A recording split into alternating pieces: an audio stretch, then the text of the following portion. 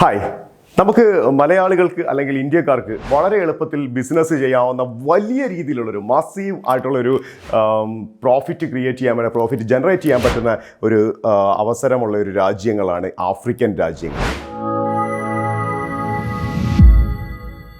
അപ്പോൾ ആഫ്രിക്കയിലെ ഒരു പ്രത്യേകത എന്ന് പറഞ്ഞാൽ ആഫ്രിക്കയിലെ പല സാധനങ്ങൾക്കും അവിടെ പ്രൊഡക്ഷൻ ഇല്ല. അവരുടെ ബേസിക് ആവശ്യങ്ങൾക്കുള്ള പല സാധനങ്ങൾ പോലും അവിടെ പ്രൊഡക്ഷൻ ഇല്ല. അപ്പോൾ അതുകൊണ്ട് തന്നെ ഇന്ത്യയിൽ നിന്നുൾപ്പെടെ മറ്റു പല രാജ്യങ്ങളിൽ നിന്നും അവർ ഇമ്പോർട്ട് ചെയ്യുകയാണ് ചെയ്യുന്നത്. ഇപ്പം നമ്മൾ ഇവിടുന്ന് കയറ്റുമതി ചെയ്യുന്ന പറഞ്ഞാൽ അരി മുതൽ കഴിക്കാനുള്ള അരി മുതൽ പിന്നെ പറയുകയാണെങ്കിൽ FMCG പ്രോഡക്റ്റുകൾ, പേസ്റ്റ്, സോപ്പ് പൊടി, അതുപോലെയുള്ള ഒരുപാട് സാധനങ്ങൾ, എന്തിന് കൊതുക് തിരി, ഈ മൊസ്കിറ്റോ കോയിലിന് ഇവിടുത്തെ ഇന്ത്യയിലെ വിലയുടെ 10 ഇരട്ടിയാണ് അവിടുത്തെ വില എന്ന് പറയുന്നത്. അപ്പോൾ അതുപോലെ ഒരുപാട് സാധനങ്ങൾ. പിന്നെ നമ്മൾ ഏറ്റവും കൂടുതൽ ഇവിടുന്ന് ഇന്ത്യയിൽ നിന്ന് കയറ്റുമതി ചെയ്യുന്ന ഒരു സാധനമാണ് ആഫ്രിക്കൻ കൺട്രികളിലേക്ക് മെഡിസിൻസ്. ഈ മെഡിസിൻസ് ഒരുപാട് മെഡിസിൻസ് നമ്മളിവിടെ ഗുജറാത്തിൽ നിന്നൊക്കെ കയറ്റുമതി ചെയ്യുന്നുണ്ട്. അപ്പം ഇങ്ങനെയുള്ള ഒരു വലിയ ഓപ്പർച്യൂണിറ്റീസ് ഈ പറയുന്ന ആഫ്രിക്കൻ കൺട്രീസിലുണ്ട്. പിന്നെ ആഫ്രിക്കയിലെ പല രാജ്യങ്ങളിലും, പ്രത്യേകിച്ച് വെസ്റ്റ് ആഫ്രിക്കൻ കൺട്രീസ് എന്ന് പറഞ്ഞാൽ വളരെ സേഫ് ആയിട്ടുള്ള രാജ്യങ്ങളാണ്. അപ്പം വെസ്റ്റ് ആഫ്രിക്കൻ കൺട്രീസിൽ അല്ലെങ്കിൽ ആഫ്രിക്കയിൽ പലയിടത്തും നമുക്ക് ടാക്സ് ഫ്രീ, പുതിയതായിട്ട് കമ്പനികൾ തുടങ്ങുന്നവർക്ക് 2-3 വർഷത്തേക്ക് ടാക്സ് ഫ്രീ ആയിട്ടുള്ള ആനുകൂല്യങ്ങൾ അവർ തരുന്നുണ്ട്. ഇനി അവിടെ വേണമെങ്കിൽ നമുക്കിപ്പോൾ അവിടെ പോയിട്ട് എന്തെങ്കിലും പ്രൊഡക്ഷൻ യൂണിറ്റുകളൊക്കെ തുടങ്ങാം. സ്വന്തമായിട്ട് പ്രൊഡക്ഷൻ യൂണിറ്റ് തുടങ്ങി അവിടുത്തെ നമുക്ക് അത് വിപണനം ചെയ്യാനൊക്കെ ഉള്ള വലിയ അവസരമുണ്ട്. റോ മെറ്റീരിയൽസ് പല രാജ്യങ്ങളിലും അവിടേക്ക് നമ്മൾ ഇന്ത്യയിൽ നിന്ന് ഇപ്പോൾ റോ മെറ്റീരിയൽസ് കൊണ്ടുപോവുകയാണെങ്കിൽ ആ റോ മെറ്റീരിയൽസിന് ടാക്സ് ഫ്രീ ആണ്. അവിടെ പ്രൊഡക്ഷൻ നടത്താൻ വേണ്ടി അവരുടെ ഗവൺമെൻറ് ചെയ്യുന്ന പല രാജ്യങ്ങളിലും അതുപോലെ തന്നെ അങ്ങനെ ടാക്സ് ഫ്രീ ഉണ്ട്. അങ്ങനെ ആനുകൂല്യങ്ങൾ ഒരുപാട് കൊടുക്കുന്നുണ്ട്.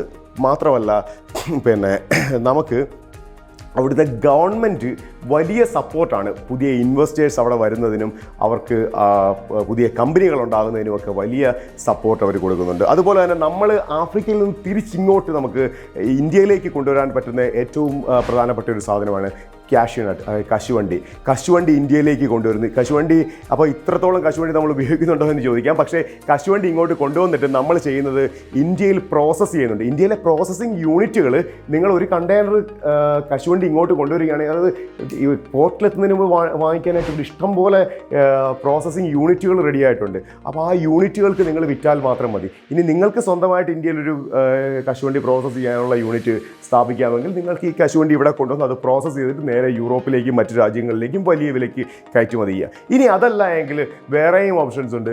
നിങ്ങൾക്ക് ആഫ്രിക്കയിൽ പോയി നിങ്ങൾ അവിടെ ഒരു ചെറിയ ഈ പ്രോസസ്സിങ് യൂണിറ്റ് ഇടുകയാണെങ്കിൽ നിങ്ങൾക്ക് ഇന്ത്യയിലേക്ക് കൊണ്ടുവരുന്ന ഷിപ്പിംഗ് ചാർജ് ഇതെല്ലാം ലാഭമാണ്. കാരണം പലപ്പോഴും വെസ്റ്റ് ആഫ്രിക്കയുമായിട്ട് വളരെ അടുത്താണ് യൂറോപ്പ് നിൽക്കുന്നത്. സ്പെയിൻ പോലെയുള്ള രാജ്യങ്ങൾ വെസ്റ്റ് ആഫ്രിക്കയുമായിട്ട് വളരെ അടുത്ത് നിൽക്കുകയാണ്.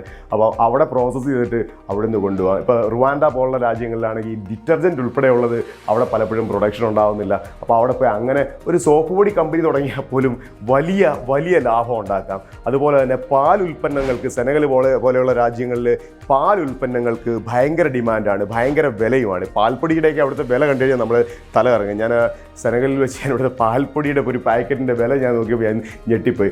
പാല്, അതുപോലെ തന്നെ കോഴി ഫാം, ഇവിടുത്തെ നമ്മൾ ചെറിയ ബിസിനസ് കാണുന്ന പലതും അവിടെ പോയി നമ്മൾ ചെയ്ത് കഴിഞ്ഞാൽ വലിയ പ്രോഫിറ്റ് ഉണ്ടാക്കാൻ കഴിയും. അതേപോലെ തന്നെയാണ് നമ്മൾ ഈ പറയുന്ന മെഷീനറീസ് റെൻ്റൽ കൊടുക്കുന്നത്. ഇവിടുത്തെ നമ്മൾ JCB അല്ലെങ്കിൽ ഈ ഹിറ്റാച്ചി പോലുള്ള മെഷീൻസ് ഉണ്ട്, മണ്ണ് കുഴിക്കുന്ന അല്ലെങ്കിൽ റോഡ് പണി അതുപോലുള്ള കെട്ടിടം പണിക്കുള്ള മെഷീൻസ്, അത് വാടകയ്ക്ക് കൊടുക്കുന്നത്. നമ്മളത് ഇന്ത്യയിൽ നിന്നോ മറ്റു രാജ്യങ്ങളിൽ നിന്നോ അവിടെ കൊണ്ടുപോയി ചെന്നിട്ട് കഴിഞ്ഞാൽ നമുക്ക് അവിടെ വാടകയ്ക്ക് കൊടുക്കുമ്പോൾ അതിൻ്റെ വാടക എന്ന് പറയുന്നത് ഭയങ്കരമായിട്ടുള്ള എമൗണ്ടാണ്. വളരെ എനിക്കൊന്ന് 2-3 മാസങ്ങൾ കൊണ്ട് തന്നെ ഈ മെഷീൻസിൻ്റെയൊക്കെ വില നമുക്ക് യഥാർത്ഥത്തിലുള്ള പ്രൈസ് നമുക്ക് വാടകയായിട്ട് റിക്കവർ ചെയ്യാൻ പറ്റുന്ന സാഹചര്യങ്ങൾ അവിടെ ഉണ്ട്. അപ്പോൾ അങ്ങനെ ആഫ്രിക്ക ഒരു വലിയ ഓപ്പർച്യൂണിറ്റിയാണ്. എല്ലാ തരത്തിലും ഒരു ഇന്ത്യക്കാരന് എൻ്റെ ഒരു ശരിക്കും മണി മേക്കിംഗ് അല്ലെങ്കിൽ എന്താ പറയുന്നത്, നമുക്ക് പണം വാരാൻ പറ്റുന്ന ഓപ്പർച്യൂണിറ്റീസുകളാണ്. അതുപോലെ തന്നെ ആഫ്രിക്കയിൽ ഒരു കാര്യം, നമ്മൾ ആഫ്രിക്കയെക്കുറിച്ച് പറയുമ്പം ഞാൻ വിട്ടുപോയി ഒരു കാര്യം, സ്വർണം.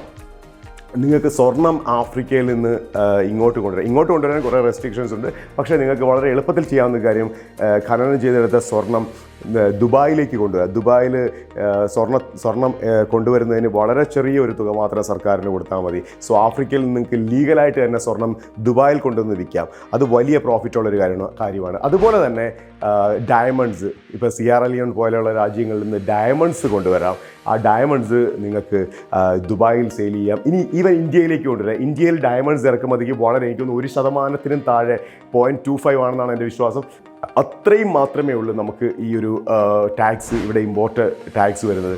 സോ അത്രയും വലിയ ഓപ്പർച്യൂണിറ്റികൾ ഒളിച്ചിരിക്കുന്ന ഒരു സ്ഥലമാണ് ആഫ്രിക്ക എന്ന് പറയുന്നത്. സോ ആഫ്രിക്കയിലേക്ക് ബിസിനസ് ചെയ്യാൻ പോകുന്നവർക്ക് അല്ലെങ്കിൽ ഇന്ത്യക്ക് പുറത്ത് ബിസിനസ് ചെയ്യാൻ താല്പര്യമുള്ളവർക്ക് ഇത് ഒരു വലിയ ഓപ്പർച്യൂണിറ്റിയാണ്. പിന്നെ ഞാൻ മുന്നോട്ട് ഞാൻ കുറച്ച് വീഡിയോസും കൂടെ ചെയ്യുന്നുണ്ട്. ആ വീഡിയോസിൽ നമ്മൾ കൺട്രി വൈസ് ഓരോ രാജ്യത്തെയും ബിസിനസ് സാധ്യതകളെക്കുറിച്ച് ഞാൻ പറയുന്നുണ്ട്.